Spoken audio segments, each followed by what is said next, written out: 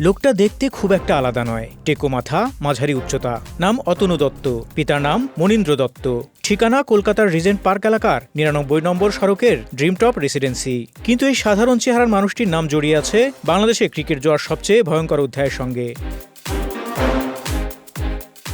Kurmitola RAB হেডকোয়ার্টার্সের একটি কক্ষে বসে সাংবাদিকেরা একের পর এক প্রশ্ন করছিলেন, কিন্তু অতনু দত্ত নিশ্চুপ। কোনো প্রশ্নের উত্তর নেই। বেনাপোল সীমান্ত থেকে আটক হওয়া এই ভারতীয় নাগরিককে ঘিরে গোয়েন্দা কর্মকর্তারা ব্যস্ত জিজ্ঞাসাবাদে। প্রশ্ন একটাই, লোকটা আসলে কে? গোয়েন্দাদের ভাষায় অতনু দত্ত একজন বুকি ক্রিকেট জোয়ারি। অভিযোগ আরও গুরুতর, বাংলাদেশে আধুনিক প্রযুক্তি নির্ভর ক্রিকেট জোয়ার সূচনা হয়েছিল তার হাত ধরেই।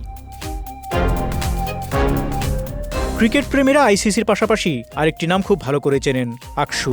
পুরো নাম anti corruption and security unit. আইসিসির এই অঙ্গ সংগঠনটি মাঠের ভেতর ও বাইরে দুর্নীতি ঠেকানোর দায়িত্বে। ক্রিকেটারদের কাছে আকসু মানেই ভয়, কারণ একবার সন্দেহের তালিকায় পড়লে ক্যারিয়ার শেষ। কিন্তু বিস্ময়ের বিষয় হলো, সে আকসুই ২০১৪ সালের শুরুতে আগাম সতর্ক করেছিল ঢাকার ক্রিকেটে বড় ধরনের জুয়া হতে যাচ্ছে।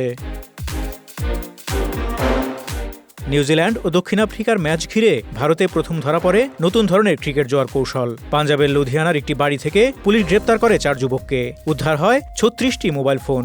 তাদের কাছ থেকেই প্রথম ফাঁস হয় টাইম ডিলে বেটিংয়ের ছক। এই পদ্ধতিতে জোয়ারিরা মাঠে যান না।